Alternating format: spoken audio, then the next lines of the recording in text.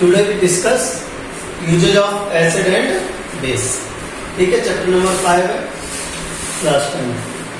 तो आज हम देखेंगे एसिड और बेस के यूज क्या है। ठीक है, इससे पहले हम ये देख चुके थे एसिड और बेस क्या होते हैं, properties of acid and base and some theory explain the acid and base. ठीक है, जिसमें हमने देखा था किस किसकी देखी थी, क्रॉस टेक्नोलॉजी देख लिए थे, लुईस कॉन्सेप्ट देख लिया था। ठीक है, आर्गेनियस कॉन्सेप्ट। आज हम बात करेंगे uses of acid and base की, मींस डेली लाइफ में हम एसिड और बेस का क्या यूज करते हैं। ठीक है, तो एसिड और बेस की अगर हम बात करें डेली लाइफ में यूजेज के लिए, तो देखेंगे आप some acids are also used in daily life like H2SO4, HCl, HCl, ठीक है, HNO3, HNO3, these are the mineral acid। तो कुछ एसिड को हम डेली लाइफ में यूज करते हैं, जैसे मिनरल एसिड में आपके sulphuric acid H2SO4, hydrochloric acid है, ठीक है, नाइट्रिक एसिड है, HNO3। ठीक, किसमें यूज होता है, तो जो आपका HNO3 है, ठीक है, HNO3 हम यूज करते हैं किसको, to clean the ornaments of gold and silver. Okay, gold और सिल्वर के ऑर्नामेंट्स को साफ करने के लिए हम इसे यूज करते हैं। ठीक है,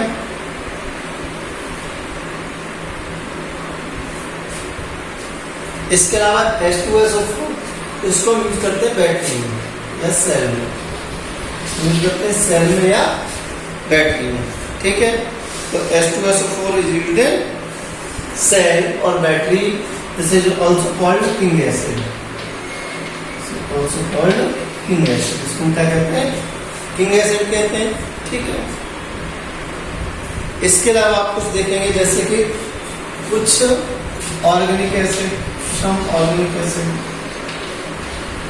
ऑर्गेनिक एसिड लाइक CH3COOH। ठीक है, acetic acid, acetic acid, this is commonly called vinegar. ठीक है, इसको हम कॉमनली विनेगर कहते हैं।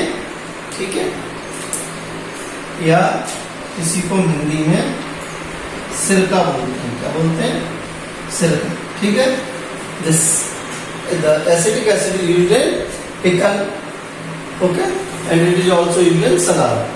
एसिटिक एसिड को या सिरके को, विनेगर को हम किस में यूज करते हैं, अचार में यूज करते हैं। ठीक है, पिकल्स में यूज करते हैं, to preserve the pickles. Formic acid HCOOH, formic acid. ठीक है, दिस इज प्रेजेंटेड ऑन, ये चींटियों में पाया जाता है। ठीक है, इसके बाद बेसिस की जब हम बात करते हैं, bases are also used in daily life. जब आप बेस की बात करते हो तो सबसे जो इंपॉर्टेंट बेस है वो है मिल्क ऑफ मैग्नीशिया। ठीक है, बेसिस की जब आप बात करेंगे तो सबसे इंपॉर्टेंट बेस है मिल्क ऑफ मैग्नीशिया। इनके कॉमन नेम सबके याद कर लेना, मिल्क ऑफ मैग्नीशिया। ठीक है, MgOH का multiple. Okay, milk of magnesia used as a antacid. ठीक है, तो मिल्क ऑफ मैग्नीशिया या मैग्नीशियम हाइड्रोक्साइड, इसको हम यूज करते हैं किसमें, एंटासिड की तरह यूज करते हैं। किसकी तरह यूज करते हैं, एंटासिड की तरह। जैसे आपने देखा होगा एंटासिड की तरह यूज करते हैं, जैसे आपने देखा हो डाइजीन, डाइजीन एक सिरप आता है, उसको आप देखेंगे तो उसमें क्या रहता है, मिल्क ऑफ मैग्नीशिया या मैग्नीशियम हाइड्रोक्साइड। ठीक है, इसके अलावा sodium hydroxide is used in soap industry. जो सोडियम हाइड्रोक्साइड है NaOH, ठीक है, तो sodium hydroxide is used in soap industry, paper industry and textile industry. Okay, and calcium hydroxide is used to remove the acidity of soil. ठीक है, और calcium hydroxide का use किसमें करते हैं? टू रिमूव द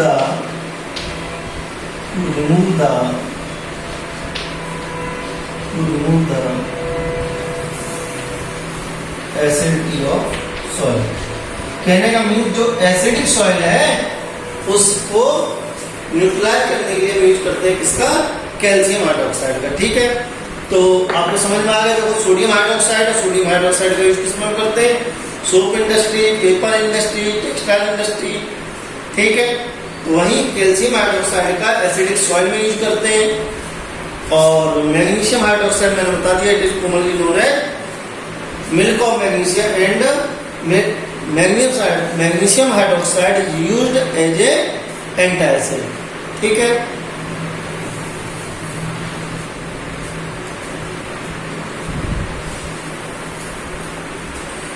फिर जैसे calcium carbonate is used as marble, CaCO3.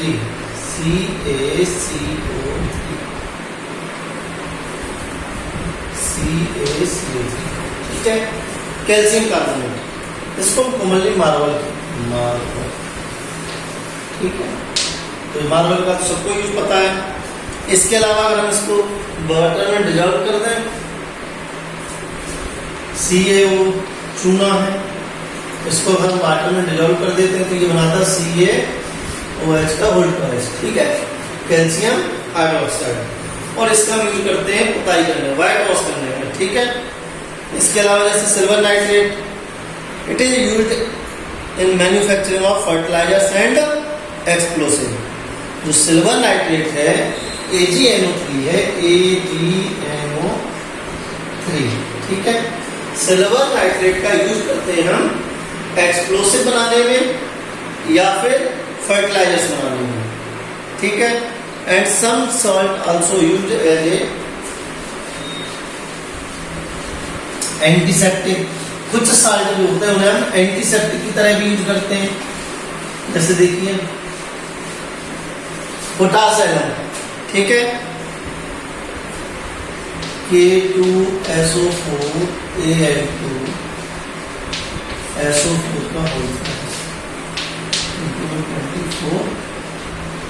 24H2O. ठीक है, इसको हम कहते हैं पोटास आयरन.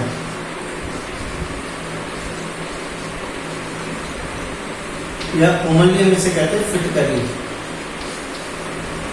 हम इसे क्या कहते हैं? फिटकरी. ठीक है, तो जो पोटास एलम है this is used as a antiseptic and it is also used in purification of water. ठीक है, पोटास एलम का यूज जो है हम प्यूरिफिकेशन ऑफ वाटर मींस पानी के शुद्धिकरण में यूज करते हैं. और इसके अलावा इसे हम एंटीसेप्टिक की तरह भी यूज करते हैं. ठीक है, इसके अलावा और किसका यूज करते हैं? तो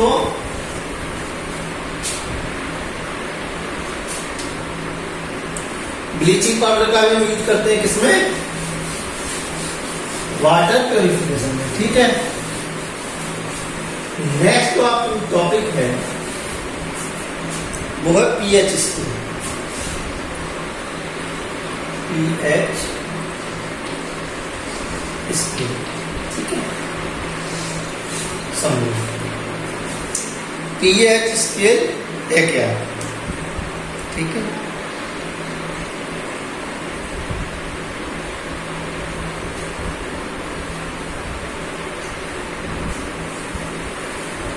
तो पीएच स्केल जो है वो दिया था किसने? सोरेनसन ने. ठीक है, जोरेनसन.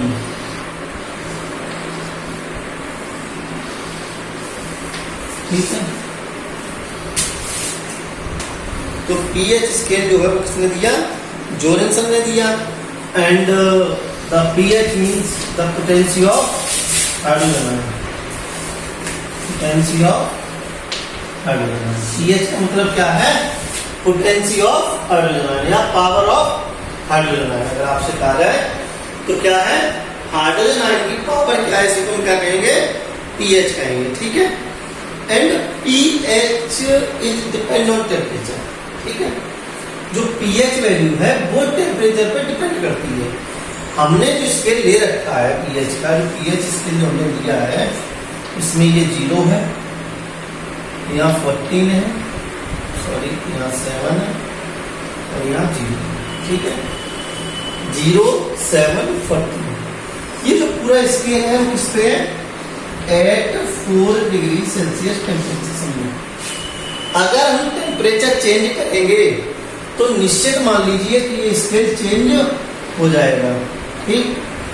लेकिन आपके क्लास में ये फिक्स कर दिया गया है कि आप एट 4 डिग्री सेल्सियस बात करते हैं तो जो स्केल है वो 0 से 14 तक होगा, ठीक है। अब ये कहते हैं क्या 0 to 14 है क्या, ये कहते हैं 0 से लेकर के 7 तक, यहां तक जो हाइड्रोजन आयन कंसंट्रेशन होगा, इसके बीच में यहां से यहां तक जो भी आएंगे वो होंगे बेस, ठीक है। और 7 एसिड, और यहां से यहां तक जो आएंगे वो होंगे बेस एट 7 पे क्या होगा, ये होंगे न्यूट्रल। जिसकी पीएच वैल्यू 7 होगी वो न्यूट्रल होगा, जिसकी 7 से कम होगी वो एसिडिक होगा, जिसकी 7 से ज्यादा होगी वो बेसिक होगा। वेरी कहां से कहां तक करेगा, तो 0 to 14। आप ये कह सकते हैं एसिड 0 से लेकर के 7 तक, नॉट 7, 0 अप टू 7 या बिलो 7, है ना। And basic coming between more than 7 and 14, ठीक है। मीन 7 से ज्यादा और 14। अब समझो होगा क्या, इन्होंने ये कहा कि 4 डिग्री सेल्सियस टेम्परेचर पे अगर हम वाटर को डिसोसिएट करें, इसका आयोनाइजेशन करें, तो आपको शायद ध्यान होगा मैंने बताया था कि वाटर का डिसोसिएशन होगा। वाटर का डिसोसिएशन होगा तो ये हाइड्रोजन आयन रिलीज करेगा, तो उस समय जो हाइड्रोजन आयन कंसंट्रेशन होगा उसी कंसंट्रेशन के बेस पे हमने एसिड और बेस का मेजरमेंट यहाँ किया, ठीक है। तो पीएच वैल्यू इक्वल टू क्या हो जाएगा, पीएच आपको निकालना है, पीएच इक्वल टू क्या होगा, minus log 10 hydrogen ion concentration, minus log 10 hydrogen ion concentration, ठीक है। तो देखिए आगे जब हम बात करते हैं तो पीएच की अगर बात करते हैं तो जैसे हमसे कहा गया है कि अगर किसी का हाइड्रोजन आयन कंसंट्रेशन 7 है, ये कह रहे हैं greater will be the value of the hydrogen ion concentration. Hydrogen ion concentration जितना ज्यादा होगा, ठीक है, तो greater will be the hydrogen ion concentration, laser will be the value of pH, ठीक है। हाइड्रोजन आयन कंसंट्रेशन जितना ज्यादा होगा पीएच वैल्यू उतनी ही कम होगी, ठीक है।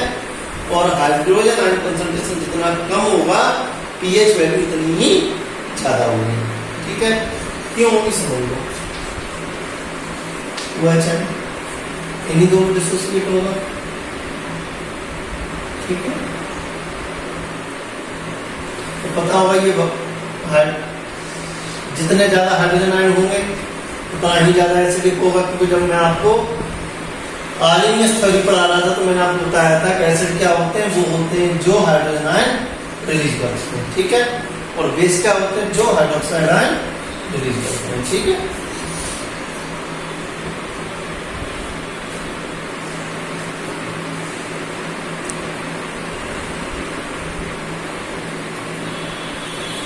अगर एग्जांपल देखेंगे तो एसिड और बेस के एग्जांपल तो अभी बताए थे, जैसे HCl है, ठीक है, CH3COH है, लेमन जूस है, टमाटो है, ऑरेंज है, ये सब क्या है, एसिडिक है, और ये सारे के सारे बेस हैं, ठीक है। न्यूमेरिकल पोर्शन जो होगा इसका वो हम लोग नेक्स्ट लेक्चर में डिस्कस करेंगे, क्योंकि उसमें केवल और केवल न्यूमेरिकल पोर्शन ही डिस्कस करेंगे। हम आज थ्योरेटिकल पोर्शन क्लियर कर लेते हैं, फिर हम बात करते हैं इंपॉर्टेंस ऑफ पीएच। पीएच की वैल्यू क्या है डेली लाइफ में, ठीक है।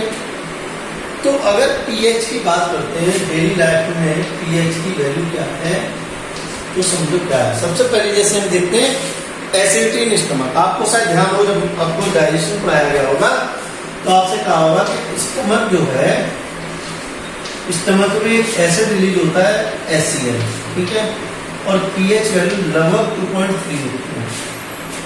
पीएच वैल्यू होती है इसकी वो लगभग 2.3 होती है, मीन्स हाईली एसिडिक होता है, ठीक है।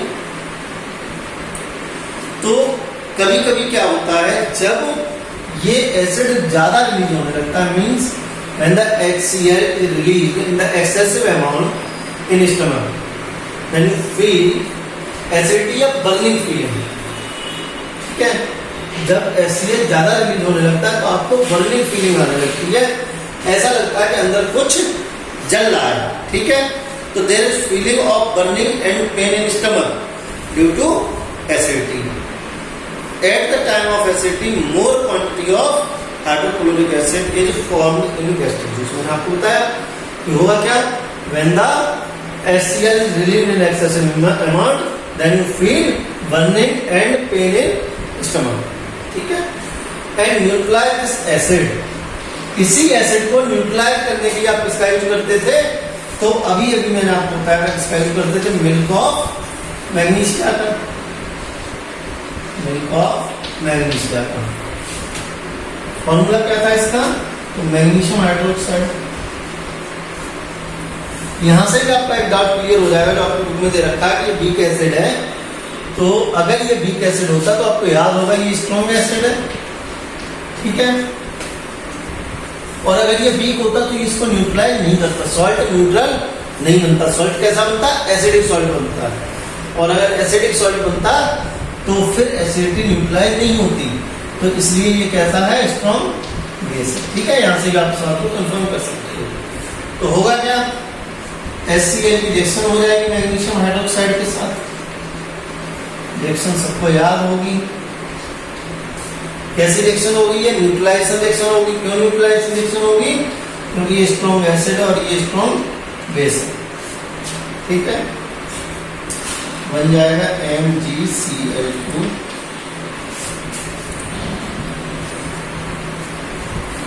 Plus 2 plus 2।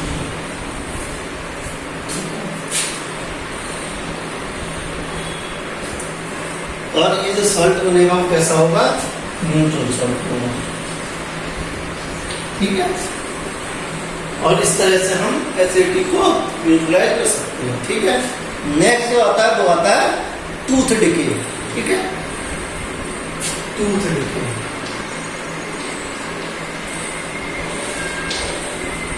टूथ डिके, ठीक है। तो टूथ डिके है क्या, ठीक। तो होता क्या है, जब हम खाना खाते हैं तो मैंने आपको बताया था कि first medium digestion is slightly acidic, slightly acidic.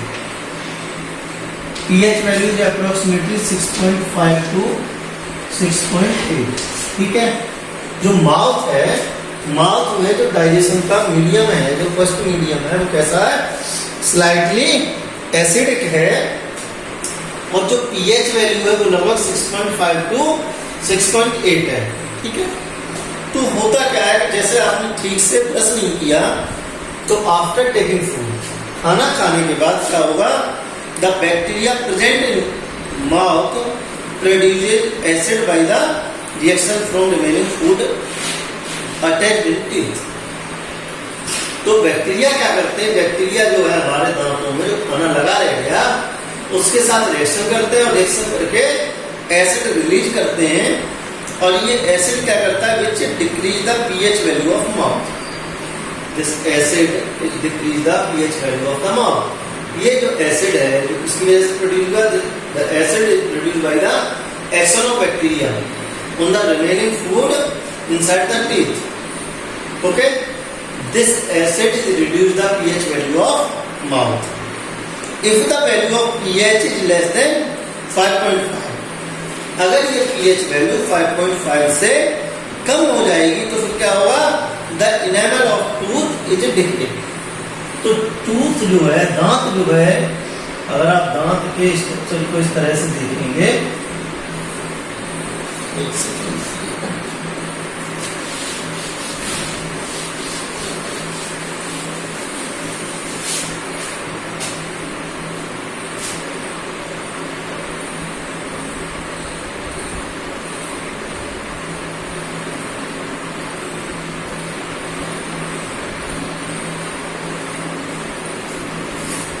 ठीक है। अगर दांत के स्ट्रक्चर को आप इस तरह से देखेंगे तो ये जो ऊपर वाला पार्ट है इसे हम बोलते हैं इनामल, ठीक है।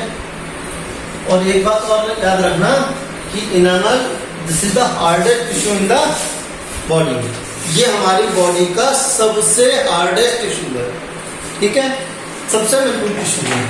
तो जब पीएच वैल्यू जो है 5.5 से नीचे जाएगी, when the pH value is below then 5.5 से कम हो जाएगी तो क्या होगा, ये जो इनेमल है इसका डिके होने लगेगा, ठीक है। और the decaying of enamel is called tooth decay. Enamel के टूटने को ही, इनेमल के क्षरण को ही हम क्या कहते हैं, टूथ डिके कहते हैं, ठीक है।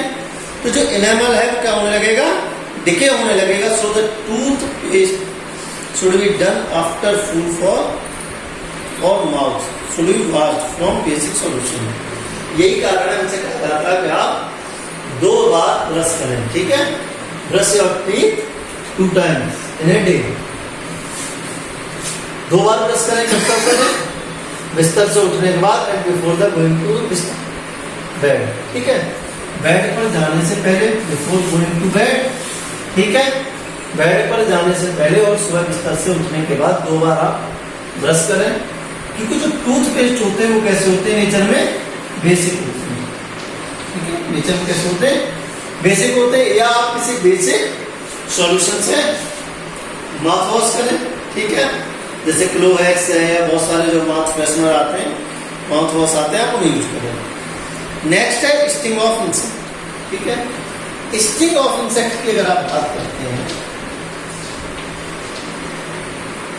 तो सबसे ज्यादा जिसके स्टिंग से आप परिचित होंगे वो होगा हनी बी एंड वेस्ट, ठीक है। 2 से आप बहुत अच्छे से परिचित होंगे, मधुमक्खी और ततैया, ठीक है। तो होता क्या है, sting of insect like honey bee, ant और spider secret the acid which on coming contact to your skin create burning and pain on skin. तो जो हनी बी है, वेस्प है, स्पाइडर है, ये सब क्या है, इनमें एसिड होते हैं। जैसे मान लो हनी बी में क्या होता है, एसिड होता है, वेस्ट में क्या होता है, ये भी अंतर है। इसमें क्या है, बेस है, इसमें क्या है, एसिड है, ठीक है। तो जो एसिड है ये क्या होता है, जैसे ही हमारी स्किन की कांटेक्ट में आता है तो ये जलन पैदा करता है, उसके बाद स्वेलिंग आ जाती है, सूजन आ जाती है, ठीक है। इसके अलावा हम क्या करेंगे, जब हमें कोई हनी बी या आंट, चींटी या कोई मकड़ी काट लेती है तो हमें किसका यूज करना चाहिए, बेस का यूज करना चाहिए। शायद आपको ध्यान हो, कॉमनली लोग कहते हैं कि साबुन लगा लो, ठीक है, कपड़े धुलने वाला साबुन लगा लो। जो डिटर्जेंट आता है, डिटर्जेंट केक जो आती है उसको लगा लो। क्यों लगा लो, क्योंकि वो कैसी होती है, नेचर में बेसिक होती है, ठीक है। इसके अलावा जो है वो है एसिड रेन, सबसे खतरनाक कंडीशन है एसिड रेन।